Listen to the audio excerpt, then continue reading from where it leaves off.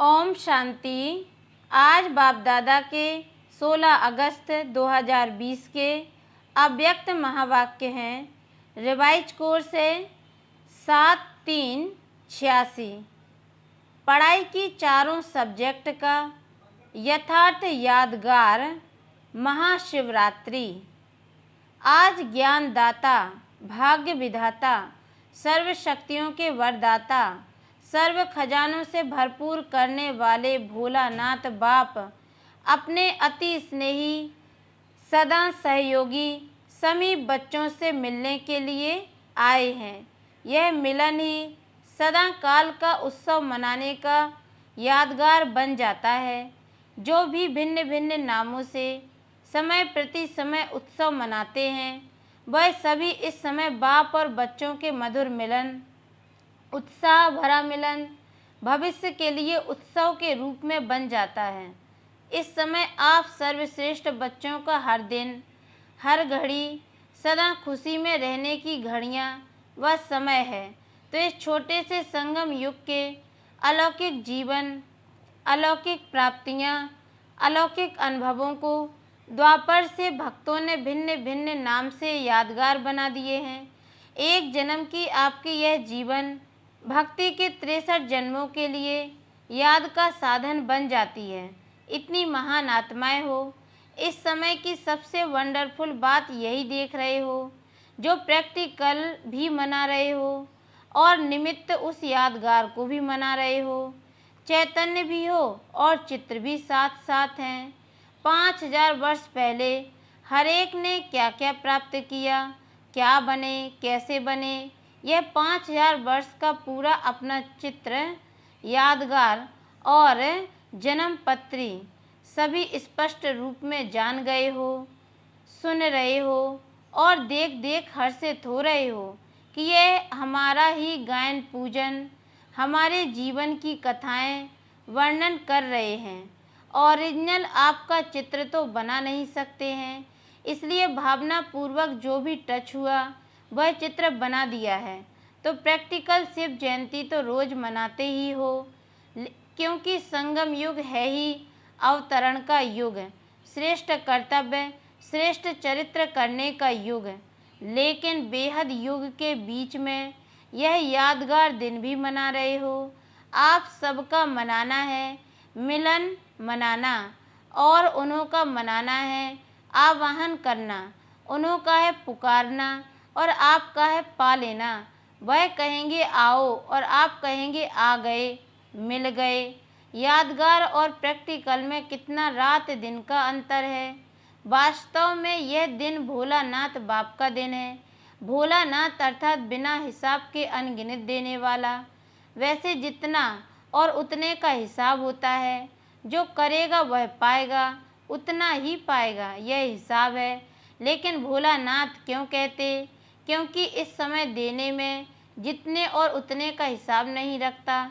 एक का पदम गुणा हिसाब है तो अनगिनत हो गया ना। कहाँ एक, कहाँ पदम।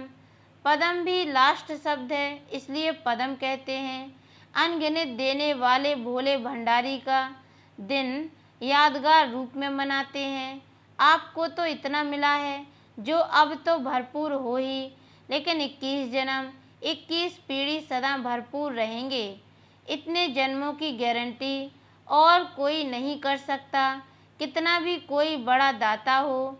लेकिन अनेक जन्म का भरपूर भंडारा होने की गारंटी कोई भी नहीं कर सकता। तो भोलानाथ हुआ ना। नॉलेजफुल होते भी भोला बनते हैं, इसलिए भोलानाथ कहा जाता है। वैसे तो हिसाब करने में एक एक संकल्प का भी हिसाब जान सकते हैं, लेकिन जानते हुए भी देने में भोलानाथ ही बनता है। तो आप सभी भोलानाथ बाप के भोलानाथ बच्चे हो ना। एक तरफ भोलानाथ कहते, दूसरे तरफ भरपूर भंडारी कहते हैं। यादगार भी देखो कितना अच्छा मनाते हैं। मनाने वालों को पता नहीं, लेकिन आप जानते हो जो मुख्य इस संगम युग की पढ़ाई है, जिसकी 4 सब्जेक्ट है, वह 4 ही सब्जेक्ट यादगार दिवस पर मनाते आते हैं। कैसे? पहले भी सुनाया था कि विशेष इस उत्सव के दिन बिंदु का और बूंद का महत्व होता है। तो बिंदु इस समय की याद अर्थात योग के सब्जेक्ट की निशानी है। याद में बिंदु स्थिति में ही स्थित होते हो ना, तो बिंदु याद की निशानी। और बूंद ज्ञान की भिन्न भिन्न बूंदें इस ज्ञान के सब्जेक्ट की निशानी बूंद के रूप में दिखाई है। धारणा की निशानी इसी दिन विशेष व्रत रखते हैं। तो व्रत धारण करना, धारणा में भी आप दृढ़ संकल्प करते हो, तो व्रत रखते हो कि ऐसा सहनशील व अंतर्मुख अवश्य बन के ही दिखाएंगे। तो यह व्रत धारण करते हो ना, यह व्रत धारणा की निशानी है। और सेवा की निशानी है जागरण। सेवा करते ही हो, किसको जगाने के लिए? अज्ञान नींद से जगाना, जागरण कराना, जागृति दिलाना, यही आपकी सेवा है। तो यह जागरण सेवा की निशानी है। तो चार ही सब्जेक्ट आ गई ना, लेकिन सिर्फ रूपरेखा उन्होंने स्थूल रूप में बदल दी है। फिर भी भक्त भावना वाले होते हैं और सदा ही सच्चे भक्तों की यह निशानी होगी कि जो संकल्प करेंगे उसमें दृढ़ रहेंगे। इसलिए भक्तों से भी बाप का स्नेह है। फिर भी आपके यादगार को द्वापर से परंपरा तो चला रहे हैं। और विशेष इस दिन जैसे आप लोग यहाँ संगम युग पर बार बार समर्पण समारोह मनाते हो, अलग अलग भी मनाते हो, ऐसे ही आपके इस फंक्शन का भी यादगार वह स्वयं को समर्पण नहीं करते, लेकिन बकरे को करते हैं, बलि चढ़ा देते हैं। वैसे तो बाप दादा भी हंसी में कहते हैं कि यह मैंपन का समर्पण हो। तब समर्पण अर्थात संपूर्ण बनो, बाप समान बनो। जैसे ब्रह्मा बाप ने पहला कदम क्या उठाया? मैं और मेरापन का समर्पण समारोह माना। किसी भी बात में मैं के बजाय सदा नेचुरल भाषा में मैं, साधारण भाषा में मैं भी बाप शब्द ही सुना, मैं शब्द नहीं। बाबा करा रहा है, मैं कर रहा हूँ नहीं। बाबा चला रहा है, मैं कहता हूँ नहीं। बाबा कहता है, हद के कोई भी व्यक्ति या वैभव के लगाव, यह है मेरापन। तो मेरेपन को और मैंपन को समर्पण करना, इसको ही कहते हैं बलि चढ़ना। बलि चढ़ना अर्थात महाबली बनना, तो यह समर्पण होने की निशानी है। तो बाप दादा भक्तों को एक बात की आफरीन देते हैं, किसी भी रूप से भारत में व हर देश में उत्साह की लहर फैलाने के लिए उत्सव बनाए तो अच्छे हैं ना, चाहे 2 दिन के लिए हो या 1 दिन के लिए हो, लेकिन उत्साह की लहर तो फैल जाती है ना, इसलिए उत्सव कहते हैं। फिर भी अल्पकाल के लिए विशेष रूप से बाप के तरफ मेजॉरिटी का अटेंशन तो जाता है ना। तो इस विशेष दिन पर क्या विशेष करेंगे? जैसे भक्ति में कोई सदाकाल के लिए व्रत लेता है और कोई में हिम्मत नहीं होती है, तो 1 मास के लिए, 1 दिन के लिए या थोड़े समय के लिए लेते हैं, फिर वह व्रत छोड़ देते हैं। आप तो ऐसे नहीं करते हो ना। मधुबन में तो धरनी पर पाँव नहीं है, और फिर जब विदेश में जाएंगे तो धरनी पर आएंगे या ऊपर ही रहेंगे? सदा ऊपर से नीचे आकर कर्म करेंगे या नीचे रहकर कर्म करेंगे? ऊपर रहना अर्थात ऊपर की स्थिति में रहना। ऊपर कोई छत पर नहीं लटकना है, ऊंची स्थिति में स्थित हो। कोई भी साधारण कर्म करना अर्थात नीचे आना, लेकिन साधारण कर्म करते भी स्थिति ऊपर अर्थात ऊंची हो। जैसे बाप भी साधारण तन लेता है ना, कर्म तो साधारण ही करेंगे ना। जैसे आप लोग बोलेंगे वैसे ही बोलेंगे, वैसे ही चलेंगे, तो कर्म साधारण है, तन ही साधारण है। लेकिन साधारण कर्म करते भी स्थिति ऊंची रहती, ऐसे आपकी भी स्थिति सदा ऊंची हो। जैसे इस दिन को अवतरण का दिन कहते हो ना, तो रोज अमृत वेले ऐसे ही सोचो कि निद्रा से नहीं, शांति धाम से कर्म करने के लिए अवतरित हुए हैं और रात को कर्म करके शांति धाम में चले जाओ। तो अवतार अवतरित होते ही हैं श्रेष्ठ कर्म करने के लिए। उनको जन्म नहीं कहते हैं, अवतरण कहते हैं। ऊपर की स्थिति से नीचे आते हैं, यह है अवतरण। तो ऐसी स्थिति में रहकर कर्म करने से साधारण कर्म भी अलौकिक कर्म में बदल जाते हैं। जैसे दूसरे लोग भी भोजन खाते और आप कहते हो ब्रह्मा भोजन खाते हैं, फर्क हो गया ना। चलते हो लेकिन आप फरिश्ते की चाल चलते, डबल लाइट स्थिति में चलते, तो अलौकिक चाल, अलौकिक कर्म हो गया। तो सिर्फ आज का दिन अवतरण का दिन नहीं, लेकिन संगम युग ही अवतरण दिवस है।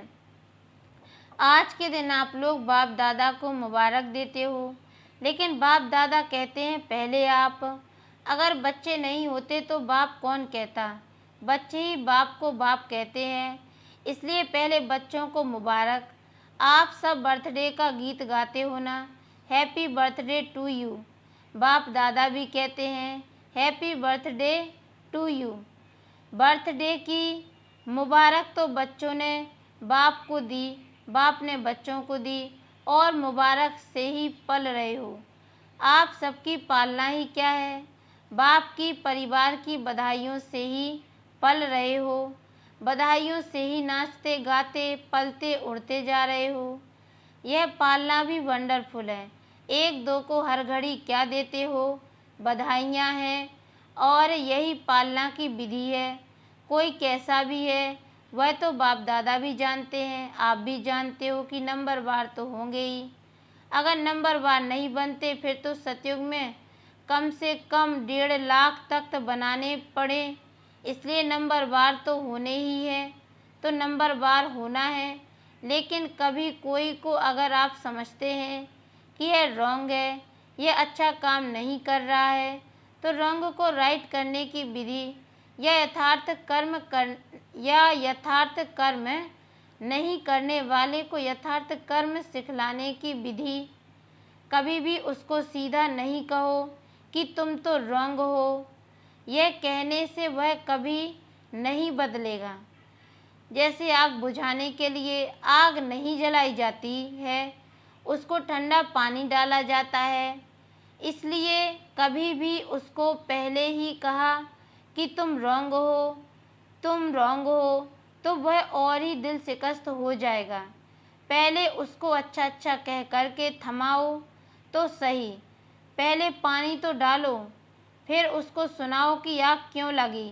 पहले यह नहीं कहो कि तुम ऐसे हो, तुमने यह किया। पहले ठंडा पानी डालो, पीछे वह भी महसूस करेगा कि हाँ, आग लगने का कारण क्या है और आग बुझाने का साधन क्या है। अगर बुरे को बुरा कह देते तो आग में तेल डालते हो। इसीलिए बहुत अच्छा कह करके पीछे उसको कोई भी बात दो तो उसमें सुनने की, धारण करने की हिम्मत आ जाती है। इसलिए सुना रहे थे कि बहुत अच्छा, यही बधाइयाँ हैं। जैसे बाप दादा भी कभी किसको डायरेक्ट रॉन्ग नहीं कहेगा, मुरली में सुना देगा राइट क्या है, रॉन्ग क्या है। लेकिन अगर कोई सीधा आकर पूछेगा भी कि मैं रॉन्ग हूँ, तो कहेगा नहीं, तुम तो बहुत राइट हो, क्योंकि उसमें उस समय हिम्मत नहीं होती है। जैसे पेशेंट जा भी रहा होता है, आखिरी सांस होता है, तो भी डॉक्टर से अगर पूछेगा कि मैं जा रहा हूँ, तो कभी नहीं कहेगा कि हाँ जा रहे हो, क्योंकि उस टाइम हिम्मत नहीं होती। किसकी दिल कमज़ोर हो और आप अगर उसको ऐसी बात कह दो, वह तो हार्ट फेल ही हो जाएगा। अर्थात पुरुषार्थ में परिवर्तन करने की शक्ति नहीं आएगी। तो संगम युग है ही बधाइयों से वृद्धि को पाने का युग। यह बधाइयाँ ही श्रेष्ठ पालना है। इसीलिए आपके इस बधाइयों की पालना का यादगार जब भी कोई देवी देवता का दिन मनाते हैं तो उसको बड़ा दिन कह देते हैं। दीपमाला होगी, शिवरात्रि होगी तो कहेंगे आज बड़ा दिन है। जो भी उत्सव होंगे उसको बड़ा दिन कहेंगे, क्योंकि आपकी बड़ी दिल है तो उन्होंने बड़ा दिन कह दिया है। तो एक दो को बधाइयाँ देना यह बड़ी दिल है, समझा। ऐसे नहीं कि रॉन्ग समझाएंगे नहीं, लेकिन थोड़ा धैर्य रखो। इशारा तो देना पड़ेगा, लेकिन टाइम तो देखो ना, वह मर रहा है और उसको कहो मर जाओ मर जाओ, तो टाइम देखो, उसकी हिम्मत देखो। बहुत अच्छा कहने से हिम्मत आ जाती है, लेकिन दिल से कहो, ऐसे नहीं। बाहर से कहो तो वह समझें कि मेरे को ऐसे ही कह रहे हैं। यह भावना की बात है। दिल का भाव रहम का हो तो उसके दिल को रहम का भाव लगेगा। इसीलिए सदा बधाइयाँ देते रहो, बधाइयाँ लेते रहो। यह बधाई वरदान है। जैसे आज के दिन को गायन करते हैं, शिव के भंडारे भरपूर, तो आपका गायन है सिर्फ बाप का नहीं है, सदा भंडारा भरपूर हो। दाता के बच्चे दाता बन जाओ। सुनाया था ना, भक्त है लेवता और आप हो देने वाले देवता। तो दाता माना देने वाले। किसी को भी कुछ थोड़ा भी देकर फिर आप उनसे कुछ ले लो तो उसको फील नहीं होगा। फिर कुछ भी उसको मना सकते हो, लेकिन पहले उसको दो, हिम्मत दो, उमंग दिलाओ, खुशी दिलाओ। फिर उससे कुछ भी बात है मनाने चाहो तो मना सकते हो। रोज़ उत्सव मनाते रहो। रोज़ बाप से मिलन मनाना ही यही उत्सव मनाना है, तो रोज़ उत्सव है। अच्छा, चारों ओर के बच्चों को संगम युग के हर दिन के अवतरण दिवस की अविनाशी मुबारक हो।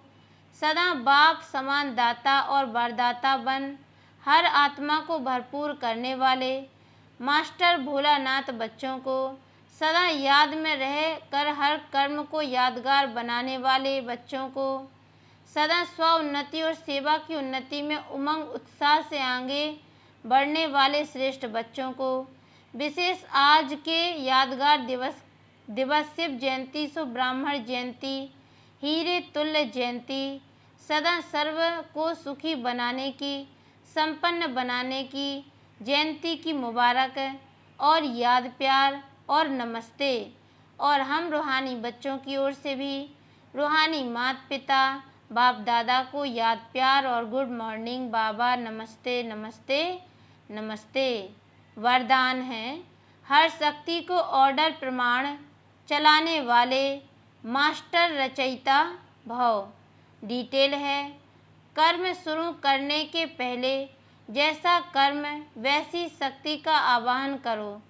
मालिक बनकर ऑर्डर करो, क्योंकि यह सर्व शक्तियाँ आपकी भुजा समान है।